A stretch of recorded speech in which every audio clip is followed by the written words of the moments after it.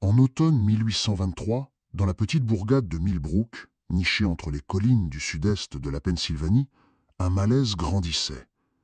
17 morts en 3 mois. Ce n'était pas seulement le nombre qui glaçait les esprits, c'était le fait que chaque défunt avait été préparé pour l'enterrement par le même établissement, la maison funéraire Hartwell.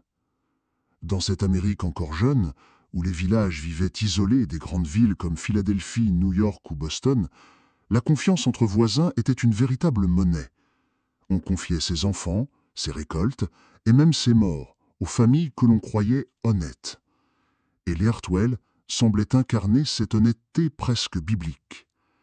Mais imaginez un instant, et si derrière cette façade de respectabilité se cachait quelque chose d'inimaginable, une obsession qui transformerait la mort en commerce et la compassion en arme?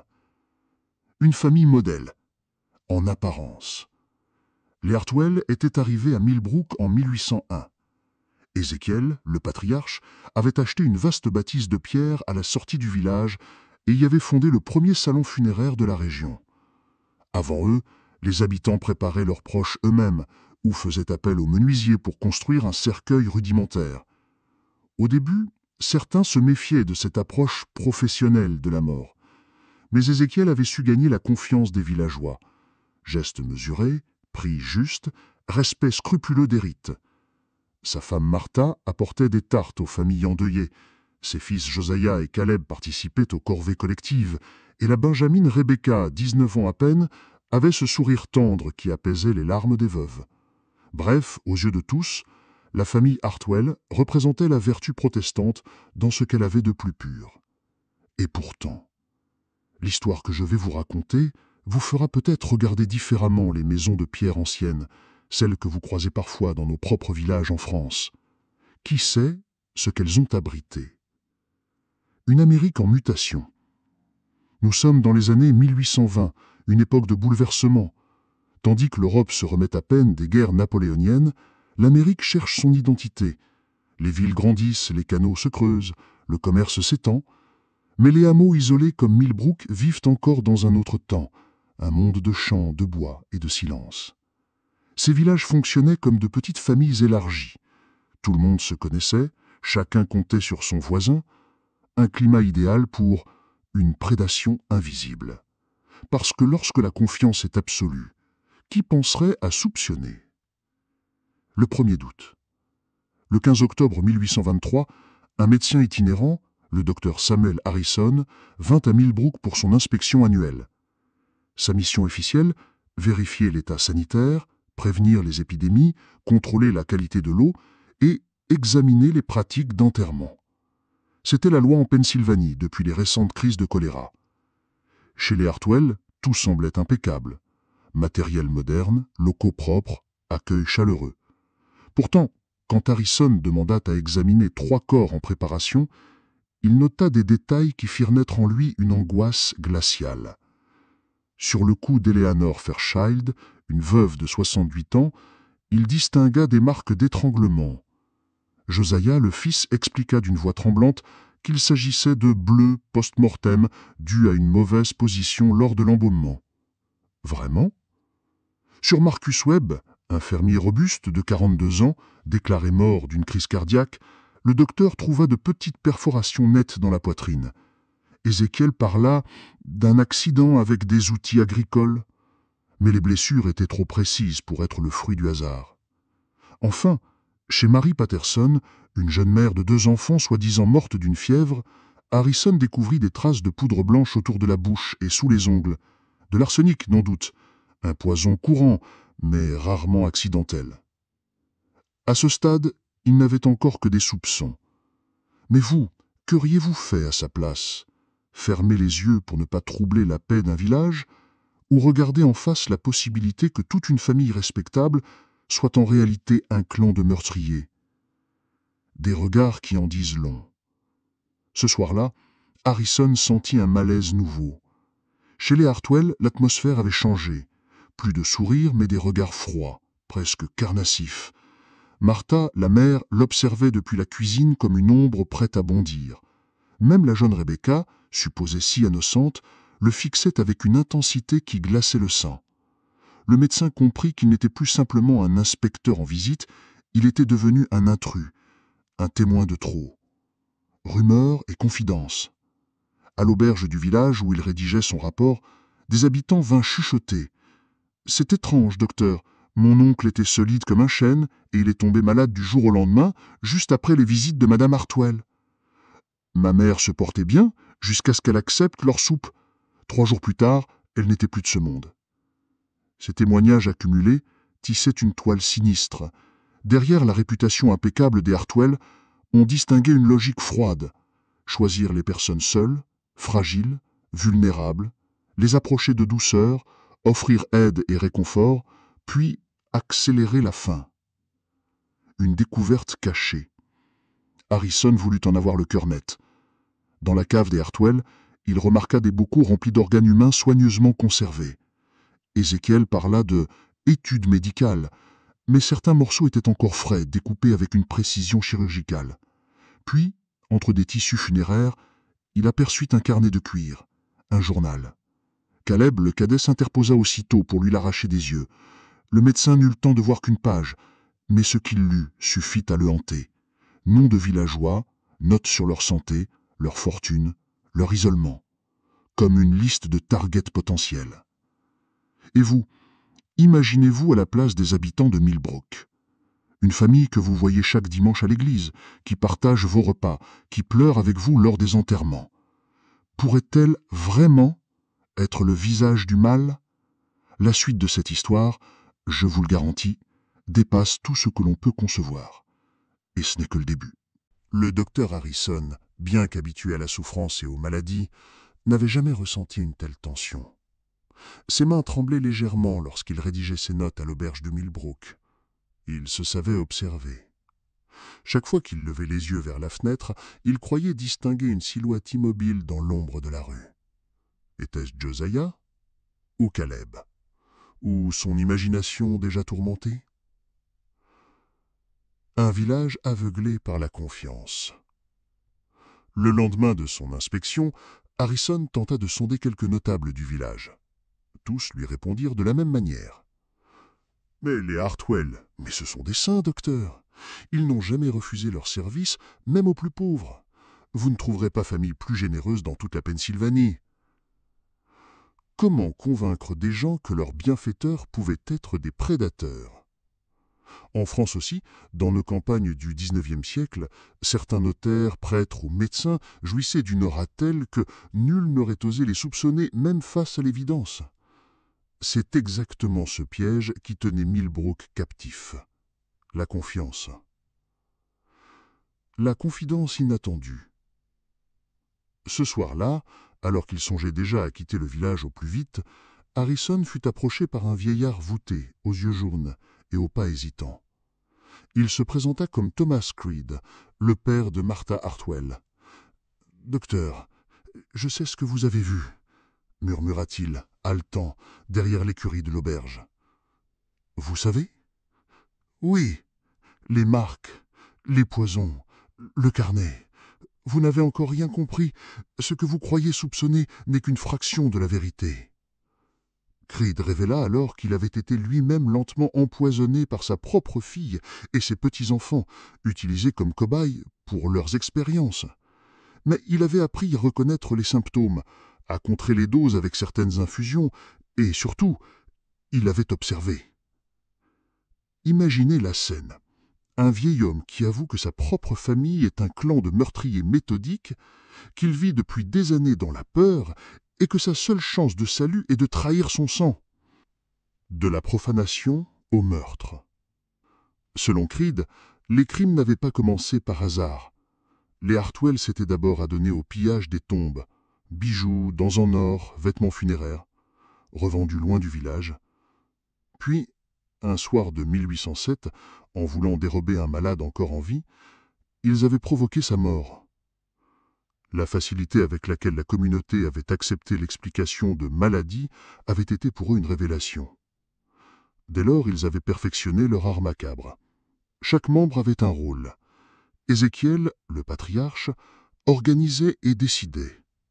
Martha, la mère, séduisait les victimes par sa douceur feinte et ses soupes empoisonnées. Josaïe et Caleb, les fils, maîtrisaient la force brute et la mise en scène. Rebecca, sous son apparence d'innocente, repérait les isolés lors des offices ou des foires. Il confessa même qu'il tenait un second sous-sol, invisible aux visiteurs, où étaient entreposés journaux, bocaux d'organes et instruments chirurgicaux, un véritable laboratoire de la mort. Un plan risqué. Creed proposa à Harrison une alliance. Dimanche, pendant que les Hartwell assisteraient à la messe, le médecin pourrait utiliser une clé secrète pour accéder à la pièce cachée. Là, il trouverait les preuves irréfutables, registres, poisons, restes humains. Pendant ce temps, Creed tenterait de s'échapper vers Philadelphie pour prévenir ses rares alliés. Mais le vieillard mit en garde. « Si vous échouez, docteur, vous ne sortirez pas vivant de Millbrook. Ils ont déjà fait disparaître d'autres curieux. » L'attente insupportable. Les jours suivants, Harrison fit semblant de poursuivre son inspection dans les fermes alentours, mais la nuit ne trouvait pas le sommeil. Chaque craquement dans le bois de l'auberge lui paraissait suspect. Chaque sourire d'un Hartwell dans la rue ressemblait à une menace voilée. Il notait tout dans son carnet. Les morts récentes, les récits des villageois, les détails médicaux, un dossier qu'il comptait remettre aux autorités de Philadelphie. Mais il savait que sans les preuves matérielles du sous-sol secret, ces accusations paraîtraient folles. Le dimanche de tous les dangers. Le 2 novembre 1823, les cloches sonnèrent l'office dominical. Comme toujours, la famille Hartwell se présenta à l'église vêtue avec une élégance presque ostentatoire. Les regards des voisins se levaient vers eux avec admiration, ignorant qu'ils saluaient peut-être les plus grands criminels de leur époque. Harrison, tapi dans les bois derrière la maison funéraire, observa leur départ. Puis, avec lenteur calculée, il s'avança vers la porte de la cave, la clé de Creed serrée dans sa main moite. À l'intérieur, le silence était total. Les tables d'embaumement, les bocaux d'arsenic, les draps immaculés. Tout semblait normal. Mais derrière un pan de mur, une serrure discrète attendait. La clé tourna. Ce qu'il découvrit ensuite dépasse tout ce que l'esprit peut concevoir. Un monde caché sous les pierres, un sanctuaire dédié non pas aux morts, mais à l'art méthodique de donner la mort. Lorsque la petite clé tourna dans la serrure dissimulée derrière le mur de pierre, un souffle glacé parcourut la nuque du docteur Harrison. Le panneau pivota, dévoilant un escalier étroit, creusé grossièrement dans la roche. L'air y était lourd, saturé d'odeurs de produits chimiques et de chair en décomposition. Imaginez la scène. Vous descendez seul dans un couloir inconnu, en sachant que ce que vous allez trouver risque de bouleverser à jamais votre vision du monde. Une caverne sous la maison. L'escalier menait à une salle plus vaste que le sous-sol officiel. Des étagères recouvraient les murs, alignant des centaines de bocaux en verre. Chacun contenait des organes humains, cœur, foie, poumons, soigneusement étiquetés. Certains dataient de plusieurs années, d'autres semblaient presque frais, comme arrachés la veille. Au centre trônait un pupitre, et dessus un grand registre relié de cuir noir. Harrison ouvrit le livre et ses mains se mirent à trembler. Chaque page recensait un nom, une méthode, une observation. Fairchild, strangulation, résistance faible, mort en 4 minutes.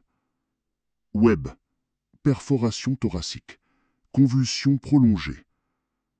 Patterson, arsenic, agonie de 36 heures. C'était un catalogue du crime, écrit avec le détachement d'un scientifique. Une méthodologie effrayante. À mesure qu'il feuilletait, Harrison découvrait que les Hartwell ne tuaient pas seulement pour voler ou par cruauté, ils expérimentaient, ils cherchaient à comparer l'efficacité des poisons, à mesurer la durée d'agonie, à noter les réactions psychologiques. Un passage glaça particulièrement le médecin. Sujet choisi pour isolement social, veuve sans proche, Introduction progressive d'arsenic dans potage. Notez la perte de cheveux et le jaunissement des yeux. Expérience concluante. Ces mots ressemblaient plus à des notes de laboratoire de physiologie qu'à un journal de famille. Les instruments. Près du pupitre, une table métallique portait des scalpels d'une finesse inédite pour l'époque. Certains ressemblaient à des outils de chirurgie expérimentale venus d'Europe.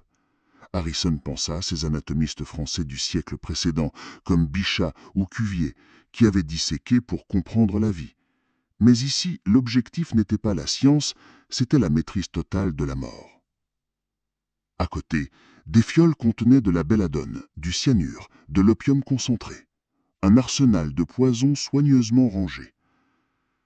La salle des restes. En explorant davantage, Harrison découvrit une seconde ouverture, un tunnel creusé à la main qui débouchait dans une sorte de caverne naturelle. Là, l'horreur atteignait son paroxysme.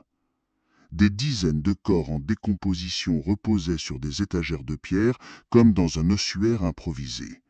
Certains avaient été disséqués, d'autres mutilés par des incisions précises.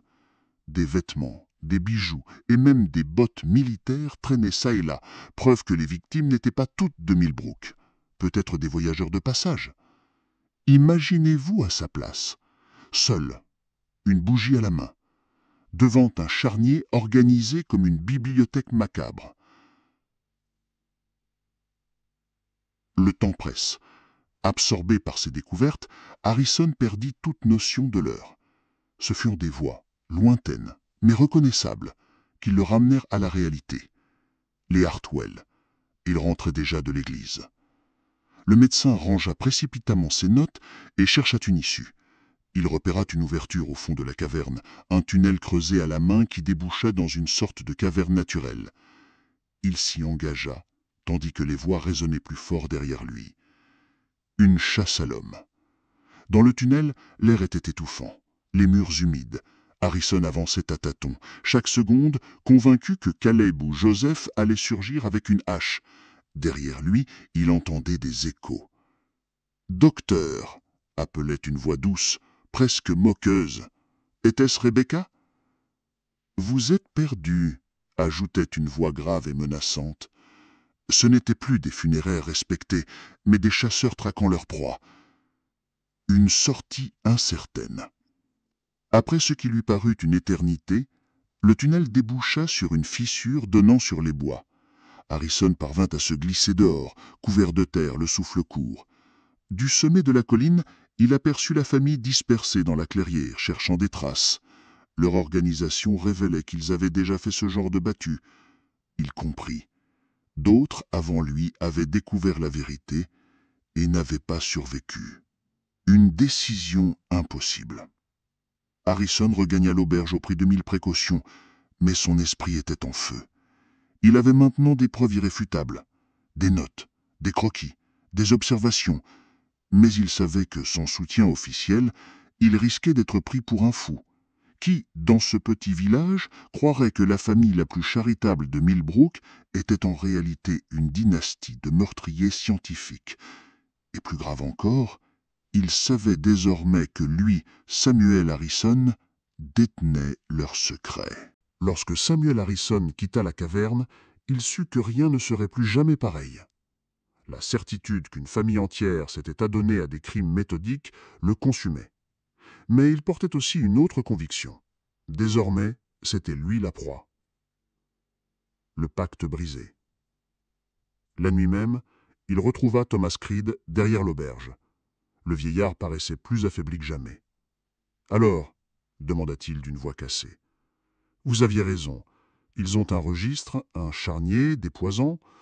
Tout est vrai. » Creed ferma les yeux, comme soulagé que son cauchemar ne soit plus seulement le sien. Mais il confia un détail inquiétant. La famille avait commencé à douter de lui aussi. Martha, sa propre fille, parlait de plus en plus ouvertement de « réduire les bouches inutiles ». Creed savait que son heure était proche. En France, au XIXe siècle, on appelait cela la peur de l'héritage. Des familles éliminaient leurs anciens pour éviter de partager la terre ou les biens. Ici, la logique était différente, mais la cruauté restait la même. Le retour prématuré. Le plan initial était simple, attendre dimanche pour pénétrer à nouveau dans la cave et collecter des preuves matérielles. Mais le lendemain, une rumeur glaça le médecin. Les Hartwell avaient quitté l'office religieux plus tôt que prévu. Pire, certains villageois disaient les avoir vus rôder autour de l'auberge, comme s'ils guettaient quelqu'un. Harrison comprit. Creed dut être découvert. Sa trahison ne tarderait pas à être punie. La disparition de Creed. Le mardi, le vieillard ne reparut pas. Officiellement, Martha déclarait en larmes que son père sénile s'était perdu dans les bois. Mais plusieurs paysans juraient avoir entendu des cris la nuit précédente, étouffés par le vent d'automne. Pour Harrison, il n'y avait aucun doute. Creed avait payé de sa vie le prix de son secret. L'étau se resserre. Dès lors, tout s'accéléra. Josiah lui proposa soudainement de l'accompagner en visite pour examiner un malade fictif dans une ferme isolée. Caleb, croisé au marché, le fixait avec un sourire figé qui n'avait rien d'amical. Même la douce Rebecca, croisant son regard au détour d'une rue, murmura « Vous n'êtes pas en sécurité ici, docteur. » Mais était-ce un avertissement sincère ou une menace voilée?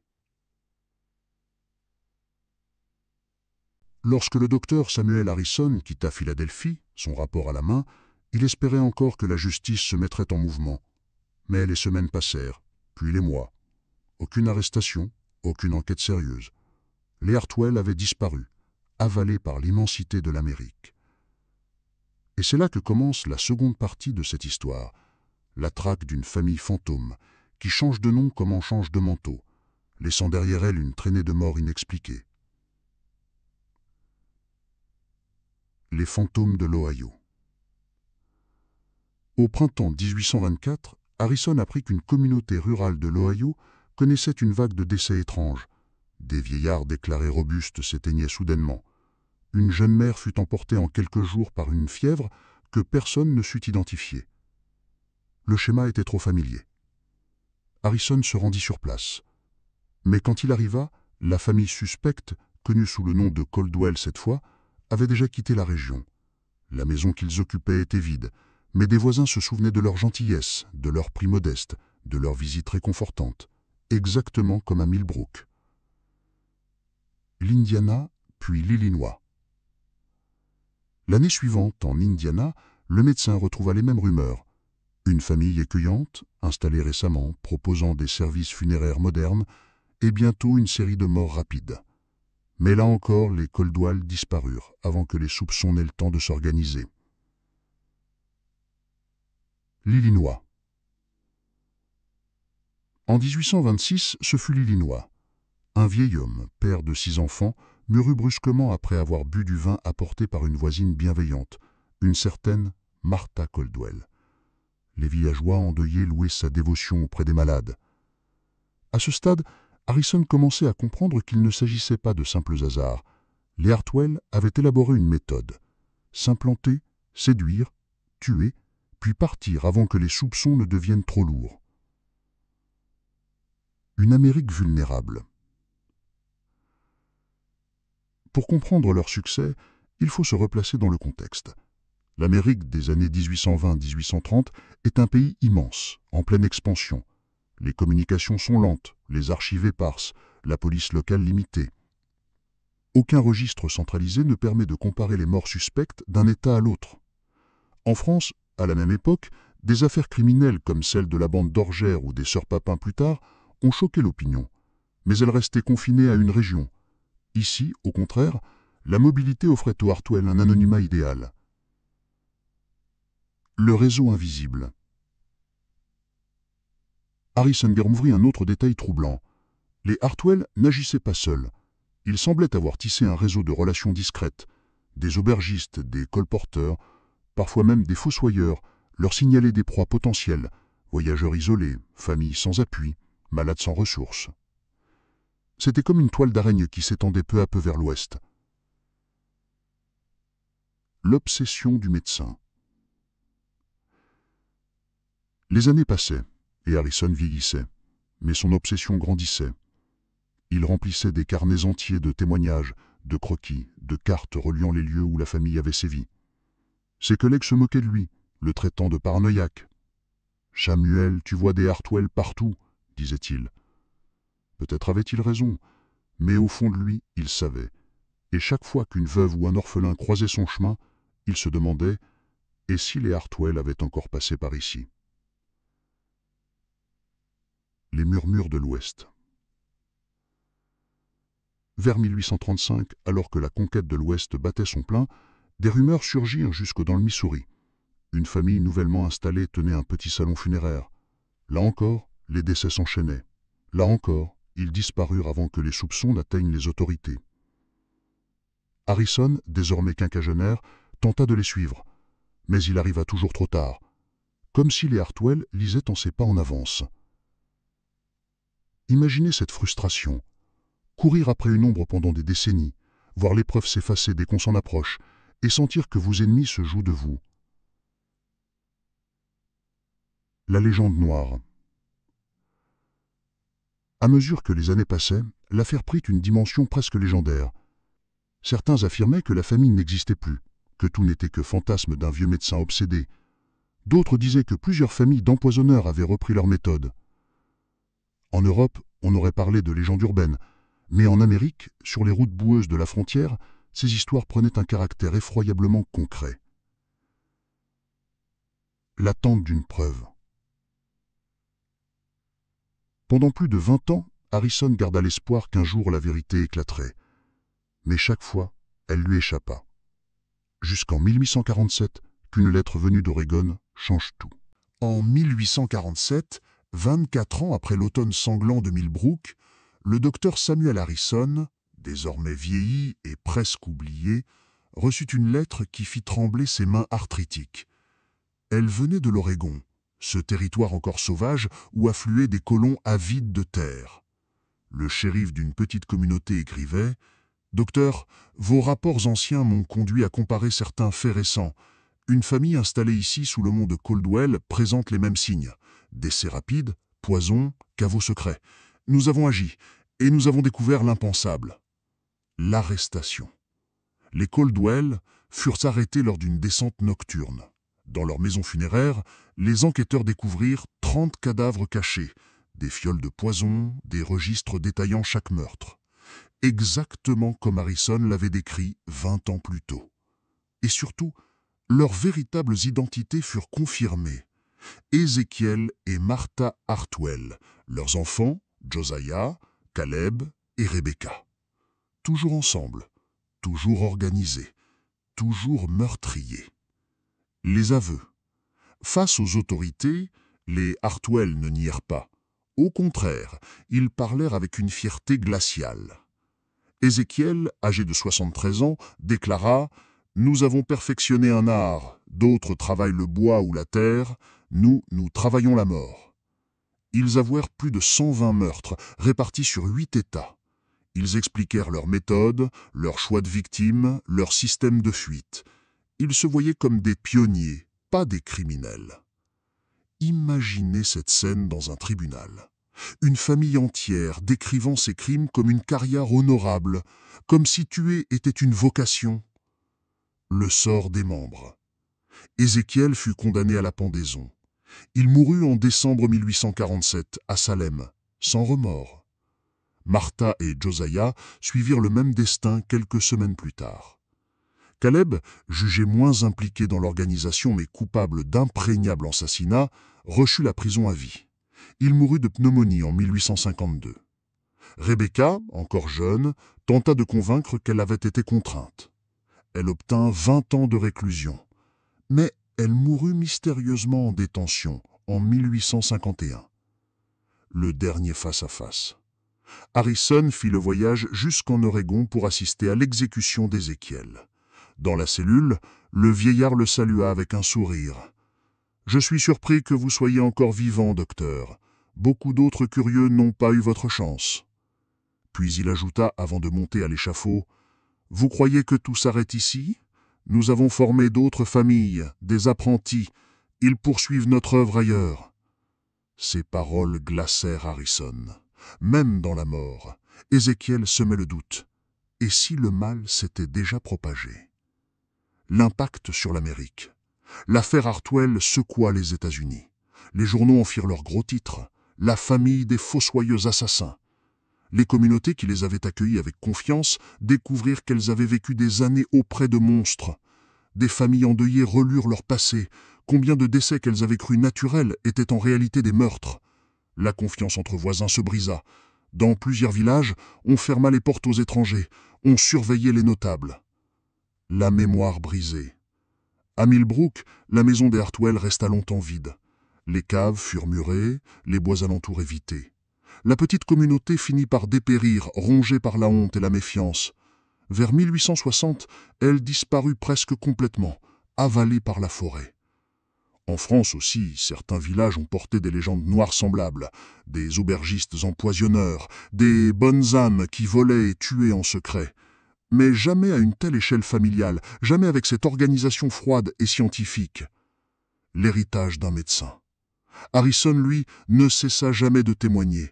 Jusqu'à sa mort en 1853, il remplit des cahiers, retraçait les déplacements des Hartwell et mit en garde contre le masque de la respectabilité. Ses écrits rejoignirent les archives fédérales. Aujourd'hui encore, il rappelle une vérité troublante. Le mal n'a pas toujours le visage du criminel de grand chemin. Parfois, il prend le visage du voisin aimable, du commerçant généreux, de la famille parfaite. Et vous? Si une famille modèle s'installait demain dans votre quartier, proposant aide et compassion, oseriez-vous soupçonner l'ombre derrière le sourire? Les Hartwell nous laissent un avertissement.